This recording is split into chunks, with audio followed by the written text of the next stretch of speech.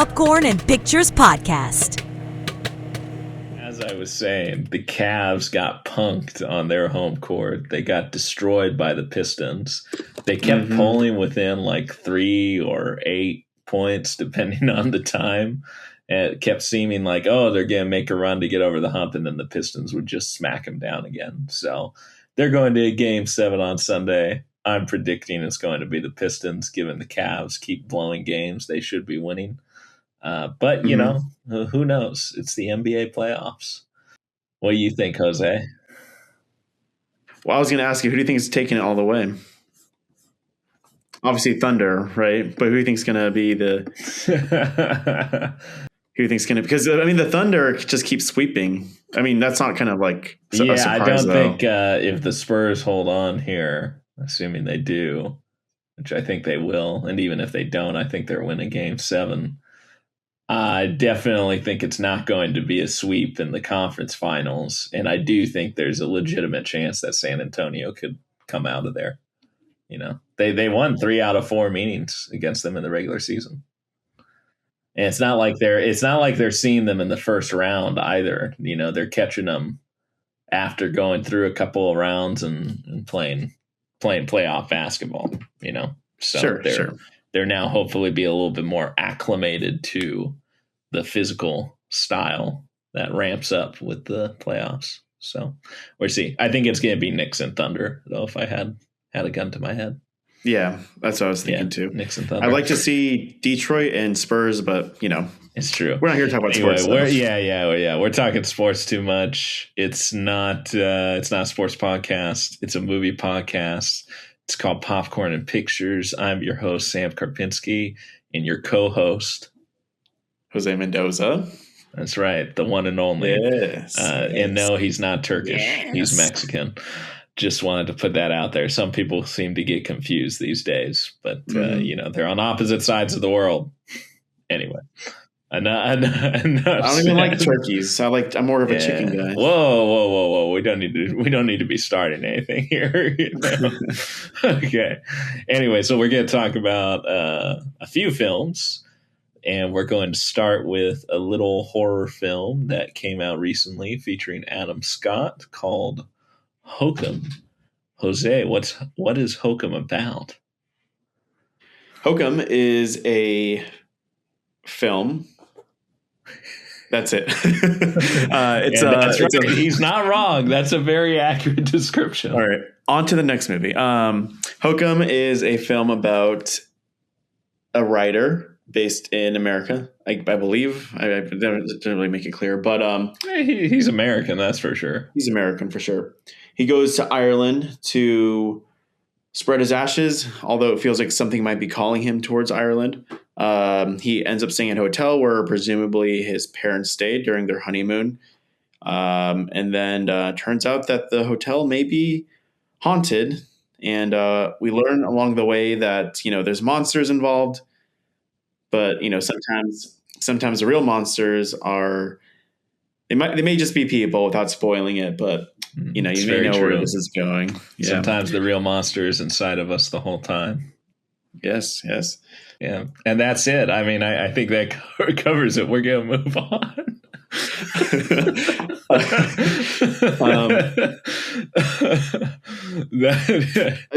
One thing I do want to point out is that the film did get buzz because of the trailer. I feel like a lot of people kind of thought it was a well done trailer because of there is a jump scare in the trailer with a bunny. Yeah, some great imagery in the trailer, good tension, which does translate over to the actual film. It's not by any means one of those where it's like, oh, the best parts are in the trailers, which can be a problem sometimes with horror films in particular. But it's actually really well done in terms of the tension and the imagery when deployed. It's more of a definitely feels, I mean, there's definitely some great imagery throughout, but it's more predicated on the suspenseful nature of the story. So it's you know, making you think like, oh, maybe something's in the shadow over there, or what's this that's coming. It's kind of making you feel those emotions, those dread. And it's not really relying heavily on like gore or jump scares, even though it does have jump scares in there for the most part, very well done. It's more trying to just get in your head. Yeah, absolutely. The person I went to go see this movie with, I was telling them that it reminded me a lot of the Resident Evil video games in the sense that you're just kind of like locked in a certain space and it's just a matter of trying to escape. And it involves a lot of just basically going back and forth to rooms, like trying to figure out almost like certain puzzles on how to get yourself out of the situation. There's a point in the film where it becomes almost like a silent film because it's just Adam Scott trying to be a little bit more, I guess, pragmatic with the things around him. There's that little, you remember the what's it called? Like a clock, rings every so often that he uses that to his advantage to try to escape the room. One thing we should mention too, it's a witch movie, and I mean, presumably, yeah. I feel like it's kind of explained early on, though, right? No, it definitely is a movie that the horror element of it definitely comes from witches, or at least the idea of a witch. But the movie's a little bit more nuanced than that in terms of how it presents it. It leaves some stuff open to interpretation. Yeah, definitely. But in my professional opinion, as I said in my Letterboxd review, witches. Yeah. No comment there. But like I said, it happens early on. There's a scene where the owner of the hotel is trying to scare children. And going back to the imagery, I thought that was a very interesting way of presenting an idea or even a narrative through not even stop motion. It's not stop motion at all. Like, I'm not saying it is, but it's just like figurines. And it just tells a story right there. And there's the whole film revolves around a lot of Irish folklore. So, or I shouldn't say revolves around it, but that's kind of the tools used by the film to generate a lot of the horror elements. Yeah, I was explaining to my friend that I went to go see the movie with. I think it's cool because the horror element, like the monster of the movie, it's not even inherently evil in a way. It's, again, kind of going back to that theme that the monster is really like the humans, right? Or a human at least. The monster in this movie, which, without spoiling, but we can't be talking about it, it's just like a force of evil, a force of nature rather. It's not like inherently evil. It's just kind of there doing its thing. Well, there's the suggestion that that element is drawn out also partially by the nature of the people who encounter it. It's kind of suggested, that the people who encounter it aren't necessarily innocent human beings, depending on what they've done in the past, and there's that kind of suggestion that they're going to kind of pay the price because they have, some troubled past.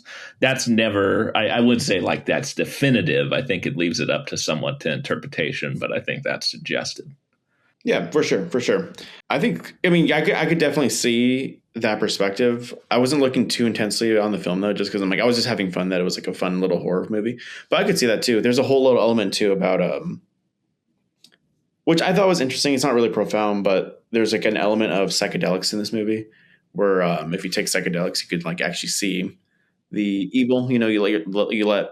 I guess it's the idea of people taking psychedelics to tap into a spiritual realm. That very much is employed in this movie, explicitly so at times. And so it does leave some of the events in the movie somewhat up to interpretation. I think overall the movie is, kind of like a little creative. Very profound thought there. But what I mean by that is I never quite seen anything like it, I don't know. It was just like a very odd movie. What do you mean by that? You've never seen anything like it in what way? Because obviously there's been horror films before. There have even been horror films of this nature in terms of like, oh, so-and-so goes to this secluded space or this kind of oddball location and encounters, strange happenings. What about this one is unique to you? Yeah, I guess overall it's like the structure, because I didn't really ever know where it was going. The fact that it's like Irish folklore, I can't really say I've ever been familiar with such a topic. Going back to the structure, it's almost like it kind of starts off with like an ensemble of characters. Like everyone's kind of interesting, where this character's like meeting all these like kind of little quirky characters. And then eventually it becomes, again, almost like a silent film because he's just locked in the space of him just trying to escape. And it's Resident Evil like, where you're just locked in space and you're just like trying to figure out these little, not puzzles necessarily, but challenges that you come across of just trying to escape. And it's a lot of going back and forth. There's a scene where it's called what's it called? No, it's not a dumb waiter. What's it called? Is that what it's called? The elevator thing that goes up and down. I don't know, but I'm not that versed in it. But yeah, it's one of those. It's basically like a storage elevator in a way, where it's like it's there not to carry up humans, but to carry up just different devices, or in the case of that, it's kind of, I think, meant to more evoke like, oh, it's moving up like a dinner or like room service food, And also going back to like what makes it unique, it's just like very bloated, but not in a bad way, because there's a element of guilt too that we didn't even talk about. The main character may or may not have harmed his parents. Which that's the might have, but that's the thrust of the movie. The movie is, like I think most well done horror films isn't really about necessarily the supernatural. It's about what that is provoking or evoking from the central character in their past or their life. And in this case, it has to do with grief and shame, honestly, in a lot of it, as to what the character has done related to his parents in the past. So it's very, in that regard, very well done, which, now that you brought up, I mean, what's your interpretation of what the character got out of it at the end? Did he move past, the traumatic events of his childhood? What's your take? I think so, because you brought up an interesting point, how, sorry, it's been a long day, but I think you said something along the lines, or maybe I'm just like kind of putting my own interpretation out there, but the witch kind of represents, like, I guess, karma in a way, like those who've done bad, the witch is going to come back and, like, you're going to get your just desserts, I guess. It's kind of a executioner type figure. Basically. Yeah. Without spoiling it, there's like characters who do get punished because they committed a crime and showed no repentance for it either.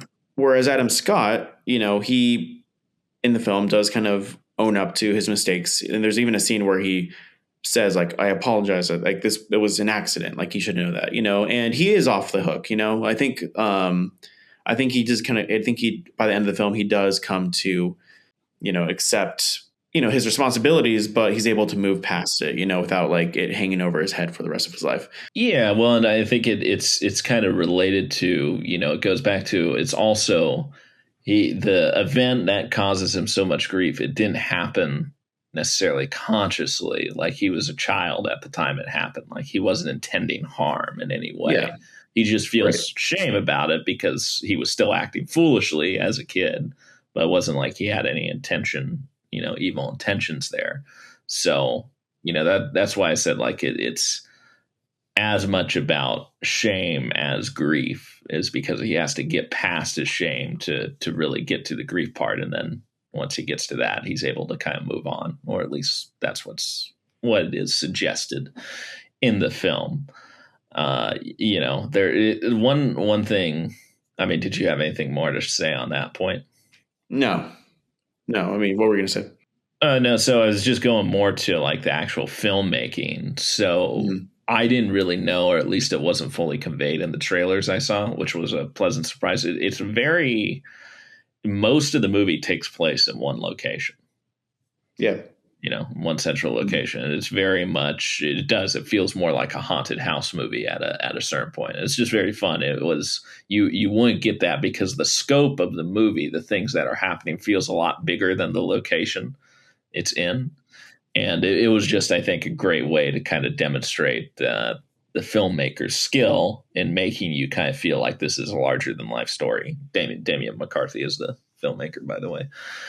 And I don't know. I just really enjoyed that because it was like, okay, this is actually a relatively self-contained story, but everything you're seeing going on feels like it's world, which in a way it is world ending for the characters at hand. So it's just a good way to demonstrate kind of like an epic sense without it being a true epic. And supplement to that too.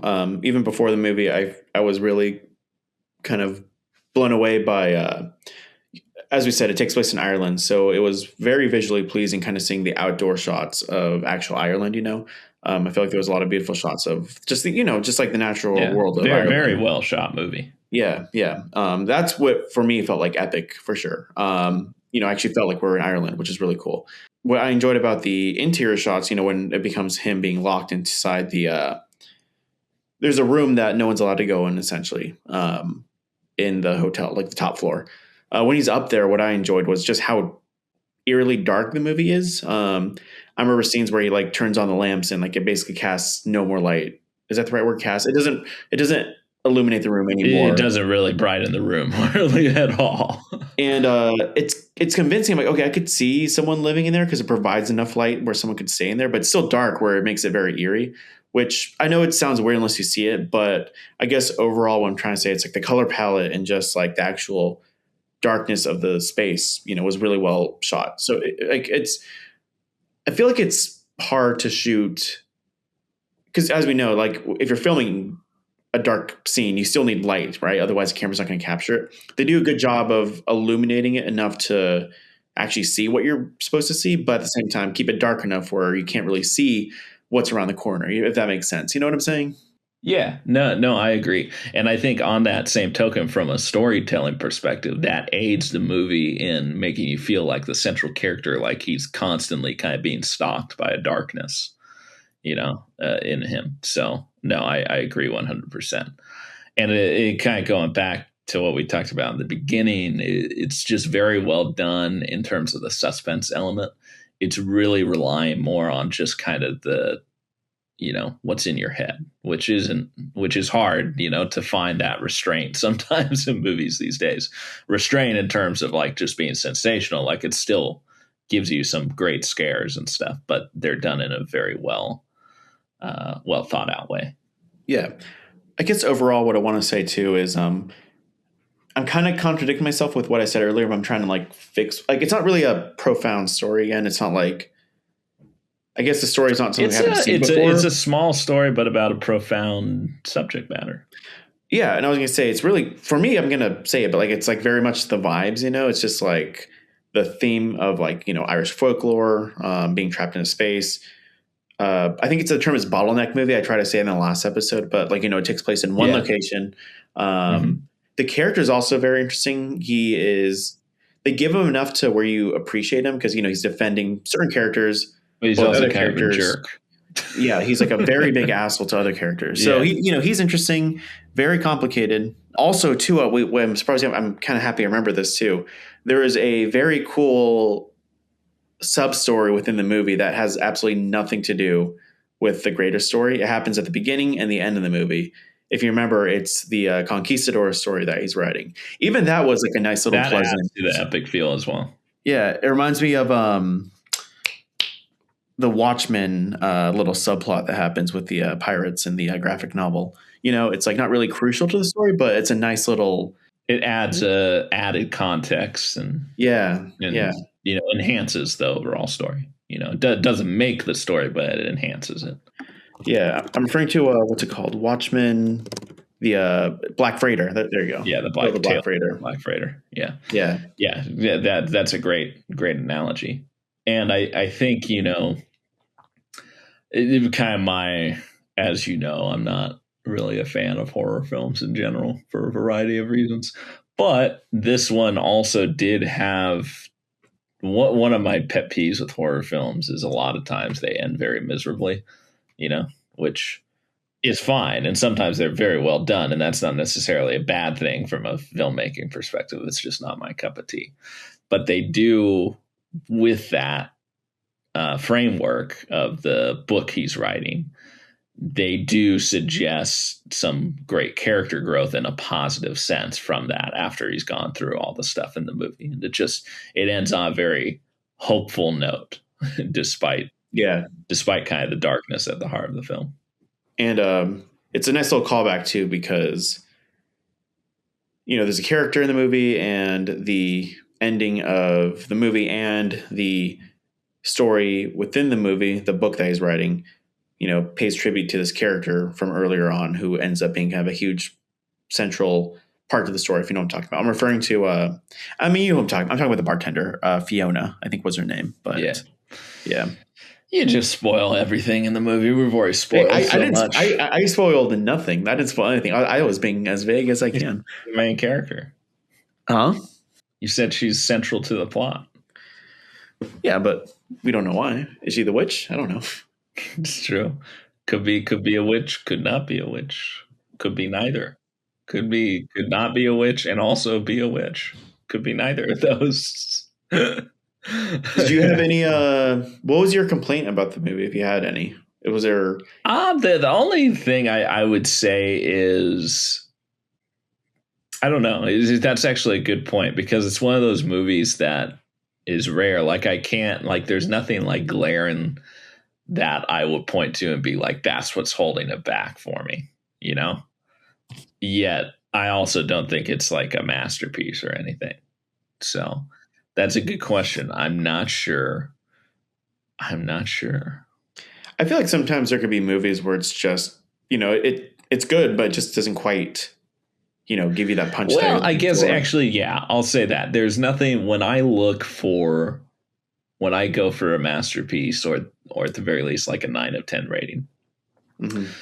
I'm usually thinking, okay, is this transcendent in a way that I haven't, like something in this movie I haven't seen before, or is done in such a unique way. It feels like I haven't seen it before, even if that's not the case. In this movie, I feel like I've seen stuff from it before, even though it's very well executed and very good and very entertaining for that matter. Sure. Yeah. I was going to say the same thing. For me, ultimately, like, it was good. There's no denying that. But I feel like there's probably things I've seen in here before. Stories not as profound as, some other stories I've seen in other certain movies. I feel like I wasn't quite as terrified as it sounded like you may have been. Just kind of give another shout out. I don't know if I said I was terrified. Not terrified. Sorry. I didn't use those words. No, I know. Yeah, not terrified. I was thinking, I guess a better word is anxious, I guess, maybe. Yeah. There were some anxiety inducing scenes, more kind of like, something's coming or this is about to happen, the dread. There was a good sense of dread at different points in the movie. I feel like a movie that handled that really well recently, which I'm going to give a little shout out, was Undertone from earlier this year. That's a movie that is just totally reliant on dread and just suspense when there might not even be like a jump scare or anything. I didn't quite get the same emotion that I got from that movie in this movie, which isn't inherently bad. It's just, it's not really a horror movie that kept me on the edge of my seat, which, I feel like is something to consider when making horror movies. But, yeah, I don't know. Like I said, it just didn't quite give me the punch that I was looking for. The whole bunny scene too, that kind of got me. Like, that wasn't something that held it back, but something that just dawned on me right now. Is there any, like, are you able to kind of piece that together, what that might have been about? Because I have no idea what that could have even been. I think it was more, that's very clearly when he's on hallucinogens. So I think it's just a manifest because it's shown that thing, the bunny character, was related to a children's show he watched as a kid. So it was just, I think, taking different things, your mind, taking different things from your past and building something maybe new out of it. I will say though, I can't remember who picked it up. Let me see if I have this right. There's a question about whether it's actually a bunny. Okay. While you're doing that, I was just going to say, for me, what it felt like was just kind of like the filmmaker thinking to himself, like, oh, wouldn't this be kind of cool to put into the movie? May not even mean, maybe it's just like a cool visual he wanted to put in. That's what it felt like for me, at least. But, maybe there might be something deeper in there. Yeah. So he's a donkey. He's not a bunny.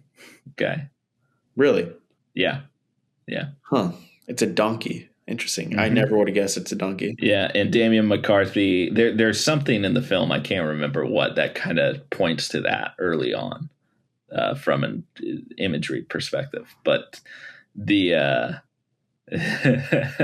Apparently, he was inspired by the Pinocchio scenes with the donkeys on Pleasure Island. Huh. Which actually makes sense because that creeped me out as a kid. Yeah. Which is funny because, okay. The next movie we're going to talk about, there is a Pinocchio. And for a second, I'm like, was there Pinocchio in this movie? I'm like, no, that was the other movie we're going to talk about. That's funny. No, there's no Pinocchio. It's all tied together. Movie. Anyway, just an interesting thing. Yeah. So it was fun. That was, regardless of its importance, that was quite the striking design, talking about the imagery. And it's featured in the trailers and stuff. So it's not like it's a spoiler, but yeah. But it's good, and they employ stuff with that character or entity, whatever you want to call it, that is kind of coming jump scare wise, but it's still effective. At least it was for me. No, for sure. So what's your final verdict on Hokum? I'm feeling a 6 or a 7. Really good, not really good, but good. Just again, not quite giving me the emotional punch or I guess meat that I'm looking for. It's good. It was really good. And it made me kind of want to watch it because I wanted to watch, when I watched it, it reminded me of like what I felt like playing Resident Evil.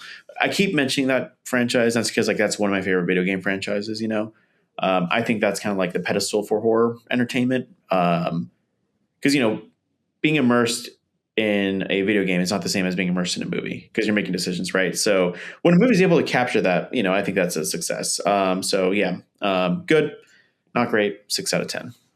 Which Jose's 6 out of 10 is my 8 of 10. Very entertaining, fun, well done movie. Not transcendent, but good. Definitely good. So let's talk about another transcendent movie. Well, I wouldn't say it's transcendent. maybe some people will say it's transcendent. We're going to talk about actually 2 movies. One is The Devil Wears Prada, and then one is The Devil Wears Prada 2, recently out, still playing in theaters, as is Hokum for that matter. Go check them both out. Yeah, so just kind of we're doing kind of a recap review. What are your thoughts on Devil Wears Prada, the original as a whole? So I saw it for the first time in prep for this, so I'm curious because I think you saw it before me earlier. Like, what your take is on it? No, I saw it actually, I don't remember now. I think of it, but I did see it recently in preparation for the movie. Oh, okay. So that was your first time too? Yeah, never seen it before. I guess my first somewhat exposure to it was when I saw Cruella with Emma Stone. People said like, "Oh, that's like Cruella is a ripoff of Devil Wears Prada," but it certainly feels like more people have seen Devil Wears Prada than Cruella. So that is like literally nothing. That's like a not important comment. But I knew like my mom loves this movie. I feel like there's a generation of people or even just a community of people who really, really love this movie. And I feel like the movie does a great job of capturing what 2000 movies were like, like this glamorized idea of New York. It's like a genre of movies that don't exist anymore. Yeah, just real breezy, light, anchored by good performances, likable or unlikable characters, but you're meant to not like them. Yeah. And I feel like in this movie too, there's a universal idea that a lot of people may or may not have had in the past. A movie that I thought about too was Whiplash. It's just kind of like this authority figure in life who is just very abusive, but at the same time, you want to impress them, right? When clearly they're the most toxic people in your life. Obviously, Devil Wears Prada is not nearly as traumatic or as dark as Whiplash, but I think that's kind of one of the more entertaining things I got out of the movie was just kind of seeing. I'm sorry, her name is Miranda. Meryl Streep. Meryl Streep as Miranda Priestley. Yeah. Yeah. What are your thoughts? Yeah, I think I think what you said about it captures like early 2000s films very well, or at least a certain type of early 2000s films. Yeah, it was just breezy. It was entertaining. There's some quotable, memeable lines in the movie. It's both stars are really good, Anne Hathaway and Meryl Streep. Just having having a blast. It feels like, they're having a good time with the roles. But, that's one of those movies, like, I enjoyed it. It was solid. I wouldn't hate it if I watched it again, but it's not something I'll be seeking out, Yeah, that's the thing. I feel like, again, I said this in my Letterboxd review in regards to the second movie, but it sounds like you and I enjoy it, but I think in the end, though, this movie wasn't really made for people like you and me. It's true. But there is something to praise there because we still very much enjoy it. If you look on Letterboxd and you look at the, you like kind of filter the movies and go to 2000s and see the most popular movies, Devil Wears Prada is like in the top 10, maybe. Oh, really? Wow. Jeez, I didn't know that. That's crazy. Yeah, and I like using Letterboxd for like kind of what is a decade-defining movie. This is one of those movies that a lot of people, still talk about today. Yeah, it's iconic. Genuinely. Yeah, iconic. Yeah. And I could see why. There's points in the movie that again kind of remind me of Whiplash, where I'm like, this is such a crazy demand. How is our protagonist Anne Hathaway going to fulfill that request of this crazy woman? What comes to mind is I feel like everyone may have seen this movie at this point, so I'm just going to spoil it. But the whole Harry Potter scene of getting an unpublished novel, yeah, I'm like that's when I thought the movie was entertaining. The whole fashion stuff, I'm like, whatever. It was kind of more like these little missions that she was assigned and how she's going to possibly achieve it. Yeah, we're probably not the target audience for the fashion stuff, though. No, definitely not. So yeah, it was a fun time, and I watched it primarily, as it sounds like you did, in prep for the sequel, which came out 20 years later, 2 decades old sequel. It's kind of crazy, and it's kind of same thing. It's fun. It's entertaining. There's there's not a lot to it, honestly. It's a pretty light movie. There's some twists, I guess you could say, but they're not like shocking or anything. And yeah, it was interesting. I had a friend who attended it with me, and he made a crack about it being, and he was mostly serious. Actually, I shouldn't even say it was a joke. He was mostly serious when he said this. He referred to it as soft girl hope porn. Okay. Do you think that's an accurate description? I'm afraid I don't know what that even means, but I guess I think it's the idea of somebody who's more laid back or reserved, like Anne Hathaway's character, can be a badass in some ways. I think that's kind of it. It's about, and just to give it, soft girl hope is a mindset rooted in the broader cultural movement of the soft girl era. It is about rejecting hustle culture and trauma responses in favor of emotional safety, sustainable self-care, and trusting yourself. It represents finding a gentle, grounded optimism for the future, which is very much Anne Hathaway's character. So in real life, these people are going nowhere. No, I'm joking. Well, yeah, but that's why it's porn. It's a fantasy. No, I'm joking. I guess in that regard, that is respectable about the movie. I don't know if he was referring to like that as a compliment, but Sure. I mean, that is what Anne Hathaway's character represents in this movie. Almost like a glimmer of hope in like a very cutthroat business, right? Which I can see like a lot of people kind of like seeing that as some sort of inspiration. The second movie, if we're talking about that, I feel like lately there's been a lot of movies that are just sequels that are far too late, almost more than 2 decades. Some like Mortal Kombat 2. Well, I was thinking, no, even more than that. Ones that worked. I'm thinking of like Top Gun Maverick. Another recent one that was okay was like Beetlejuice 2 or whatever it's called. Yeah, Legacy sequels is the term. Legacy, yes, thank you. I feel like I don't know. Going back to what I said earlier, if Devil Wears Prada was a movie that wasn't really made for people like me, like I'm not the demographic for the target audience, but it still worked. the sequel for this wasn't really, again, not really a movie meant for me. I don't know. Maybe it's because I don't have the nostalgia I do for the first movie, like some other people may have. I think it's a mix. Yeah, personally, I think it's a mix of we don't have the nostalgia for it, and we're also not really the target audience, frankly. Which is not to say there's like some genuinely funny lines. It's very one thing it does. It feels very well done in the sense that it's like, okay, here's this glimpse into this world that most people won't even scratch the surface of in real life, right? This high end elite fashion, world. Like that's what's giving us a glimpse in the window into, which you can't necessarily get in your daily life. So it is giving you something unique in a theatrical experience that you wouldn't necessarily get anywhere else. It does that very well. I feel like what I was kind of hoping to see this movie again, and I was missing a lot, was, again, kind of the main driving force for me in that first movie was kind of seeing Miranda Priestley being who she is, just kind of like a toxic, boss figure, basically, authority figure. I feel like that was really cut back in this movie for story purposes. There's a scene where it's like, oh, she has to cut back because of HR complaints, which, in theory is funny. Well, there's a few different scenes that drive that home. That's mentioned like at least 3 times. Which I was gonna say in theory, like with the whole HR complaint, like that is funny. Like that sounds like satire at this point. But the thing is, then we don't really see any more of that throughout the movie, right? I mean, she can be, kind of. Go ahead. I kind of get what you're saying. I think along the same lines, my larger issue with that is it doesn't really feel like there was any justifiable story reason for her character to have evolved in that way.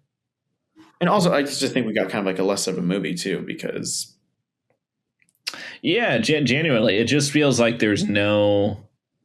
It feels very much baked in the cake,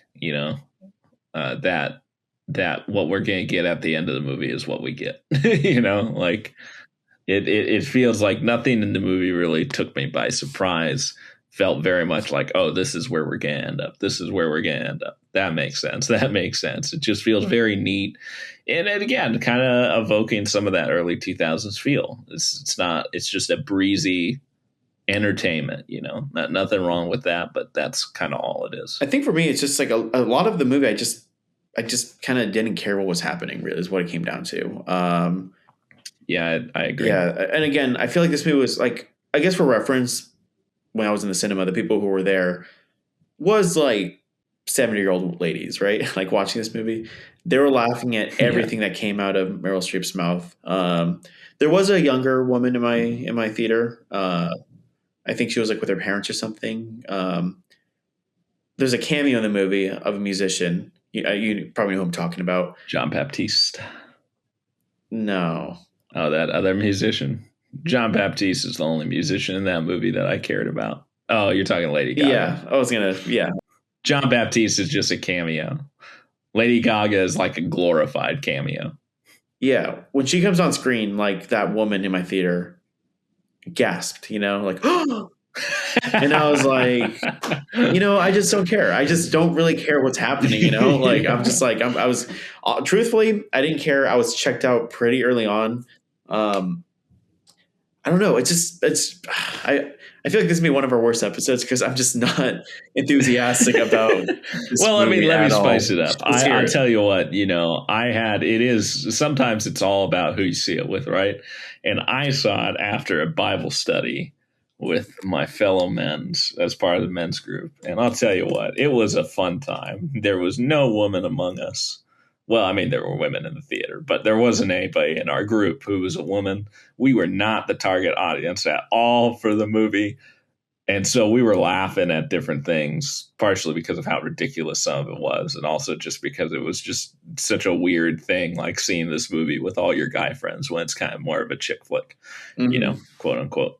So that was fun. That definitely enhanced the experience for me. Also, you mentioned Lady Gaga.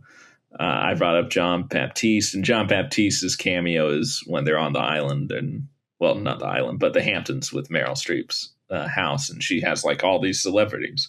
The one that cracked me up the most was Carl Yeah. Anthony Towns. That was completely random, out of nowhere, the New York Knicks center. Completely random, out of nowhere. And also, like, he meets Anne Hathaway's character, Andy, and he goes like, "Hi, I'm Carl." But he does it like in the most suave tone. It sounds like he's hitting on her.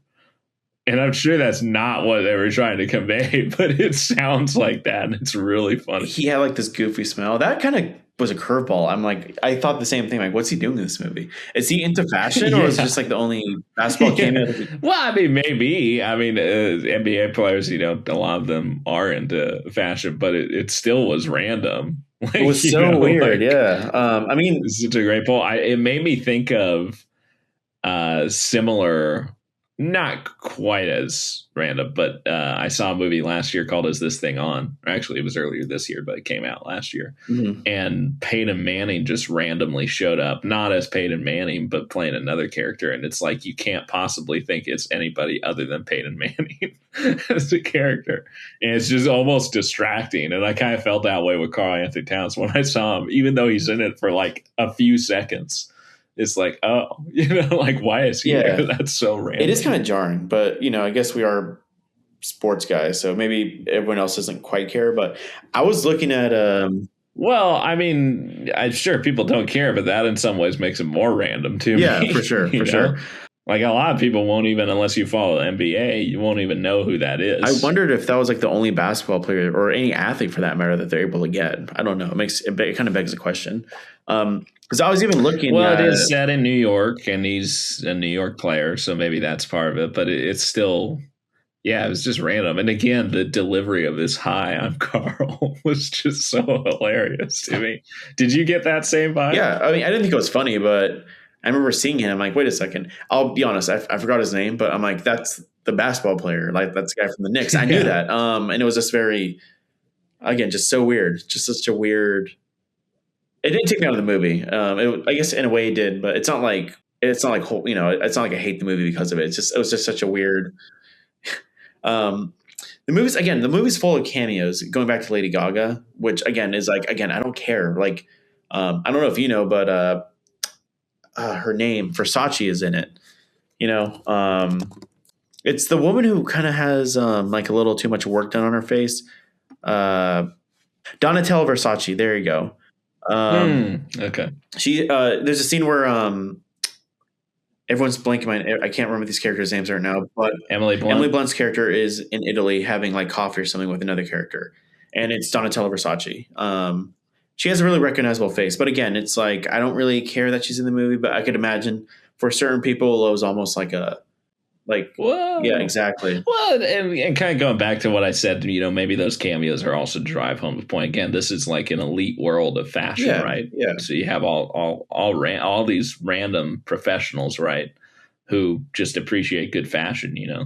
That may not be their industry, but they do. So maybe that's kind of more the feeling it was trying to convey.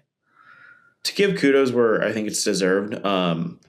I'm not into fashion like that, but I can appreciate like nice outfits and stuff. I mean, when you and I watch movies, I'll have a point where I'm like, oh, that guy has a cool outfit on. I'll point it out. It's true. What the movie does do is it does kind of make you pay attention to maybe, I don't know, maybe you could piggyback off this, but I do notice the outfits that they're wearing. I'm like, hey, that looks cool. That looks really stylish. Like, and they were telling you, I mean, the whole movie, and that was part of what was so memeable about the first movie, or quotable, I should say. It was kind of before meme culture. Is some of these insults that are so fashion specific, but if you know what they are, or at least are told in the context of the movie, you realize just how cruel and insulting it is. So yeah, I agree. Yeah. So I mean, again, bottom line, breezy good time. 6 of 10 for me. You're quite a bit lower, but the sentiment is the same. Yeah, it's just disappointing, honestly. Why is it disappointing? What were you expecting more from it? It wasn't really what I was expecting from it, but rather what I was expecting of it, because I did enjoy the first movie. The movies are kind of like polar opposites. Not really knowing what to expect in the original Devil Wears Prada, I was pleasantly surprised. I was like, hey, you know what? It's not the most groundbreaking filmmaking. The story's not that profound, but it's just like a fun time. A very prime example of what 2000 movies were and kind of like the charm of what that era of cinema was. And like this, again, like the glamorization of New York City. I feel like movies don't really do that anymore. But in the 2000s, it was like this idea of how like fabulous New York was. And overall, sorry, I'm just getting carried away. But the movie is just charming, right? It's very, very charming. I was kind of hoping for that same spirit in this movie, but it was disappointing in the sense that it didn't have that same spirit.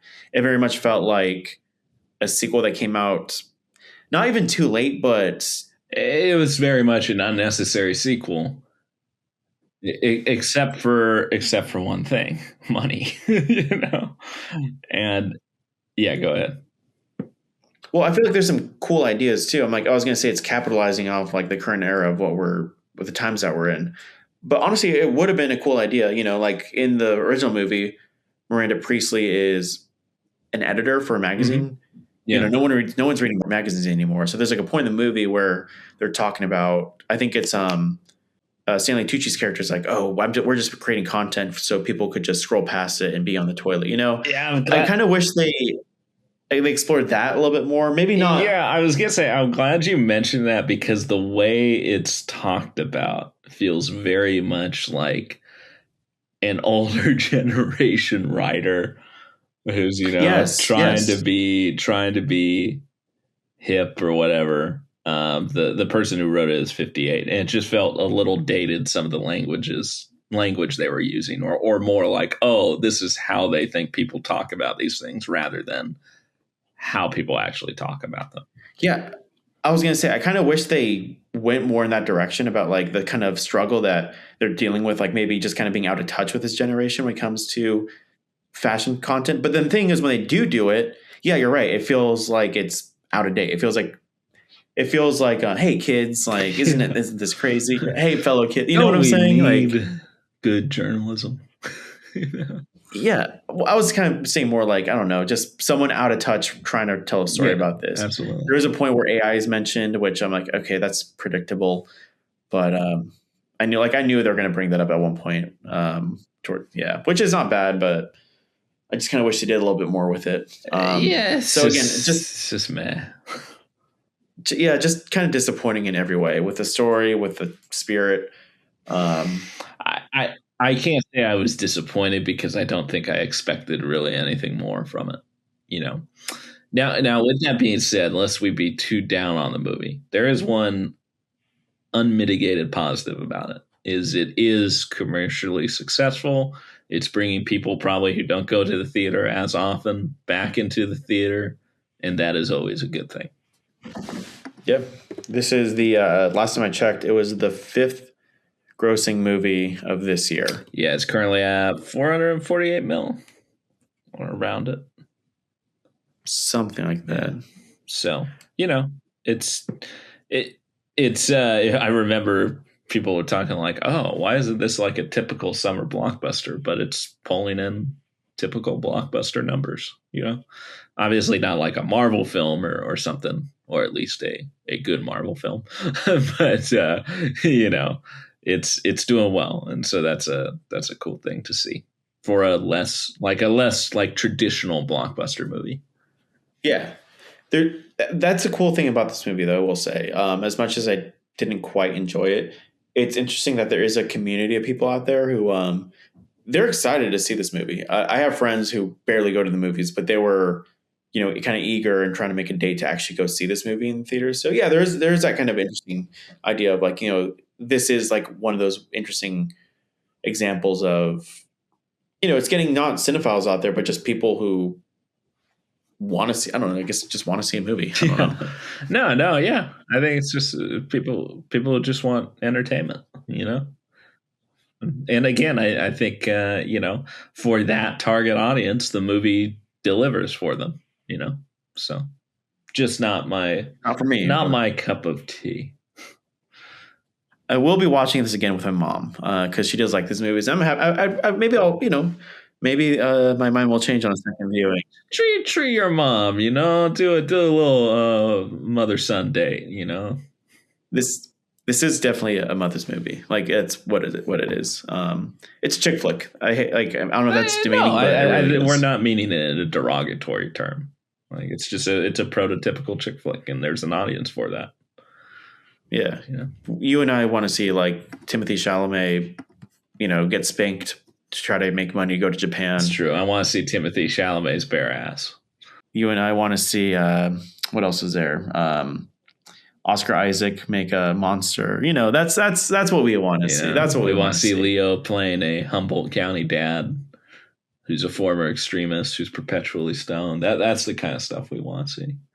Yeah, we want to see Zendaya almost shoot up a school. That's our exactly. Well, I think we've kind of said all we can on that.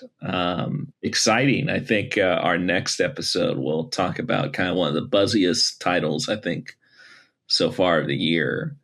I don't know if you agree, but I'm sure you're going to see it the same with me. We're going to be talking about Obsession next time. Just kind of the next big horror movie. Got a lot of buzz out of, which festival was it? I can't remember. Late last year. Is it South by Southwest or Sundance? I don't. No, it was late last year. Anyway, it got picked up by Blumhouse and is now reaching a wide theatrical release, and it's got a really good like simple hook. Like it just like, oh, okay, I know what this movie is going to be about and what will be interesting about it. So it's getting rave reviews. I'm looking forward to it. I'm actually going to see a cast and crew Q&A screening. Yeah. Nice. Should be fun. I want to play a quick game with you before we close out. I was kind of dragging through. Name that movie. Kind of. We talked about how Devil Wears Prada 2 is the fifth highest grossing movie this year. Do you think you can name the other four? Super Mario Galaxy movie. Okay, you got the first one. Okay. Project Hail Mary. That's number 2. Good job. Let's see. I don't know if you'll get 3, but... Is 3 a foreign film? Yes. Yeah. I can't remember. And then the other one's probably Michael. Yeah, good job. So what's the foreign number film? 3? It's a Chinese sport comedy film. Yeah, that makes sense. Called Pegasus 3. Never heard of this in my life, but that makes sense. The big box office numbers in China. So yeah. You thought I couldn't get it. You thought you had me. I did. I didn't think you were going to do it. I'm impressed. And in the order too. That's impressive. Cool. Good job. Yeah. Good job. I'll just a shout out to I encourage people to revisit if they've seen it before, and if they haven't seen it like I did, go check it out right now. I watched 500 Days of Summer recently. It was very good. I understand why that movie's hyped. And it's very well done. Very sweet movie, but mature look at relationships. So there's a plethora of movies in that kind of category that I haven't seen. So Devil Wears Prada is one of them that I saw recently, but I'm also thinking of 500 Days of Summer, 10 Things I Hate About You, a few other ones I can't think about, but yeah, that's kind of like a branch of movies that I haven't dived into. Yeah. But 500 Days though has quite a few artistic touches to it. Like it doesn't come off as just a conventional, and it does have something more to say substantively than I would say Devil Wears Prada or 10 Things, How to Lose a Guy in 10 Days. I've seen clips, and that's another one I was thinking about. But yeah, I've seen clips of 500 Days of Summer, but I'll get around to it. You should. Or for our 100th episode, we should do a chick flickathon. I also watched Hercules recently for the first time. Ooh, yeah, nice. Yeah, Nice. It was fun. I still prefer my Marvel Hercules, but it is what it is. So anyway, that's going to wrap it up, folks. I'm your host, Sam Karpinski. This has been another episode of Popcorn and Pictures with your co-host, Jose Mendoza. the one and only, the big buff Jose, as we like to call him. Oh, and we're gonna sign off there. And who knows where the NBA playoffs will be next time we resume. Hey, that's it, folks. have a good night or morning or afternoon. No matter when you listen, have a good time. Nice.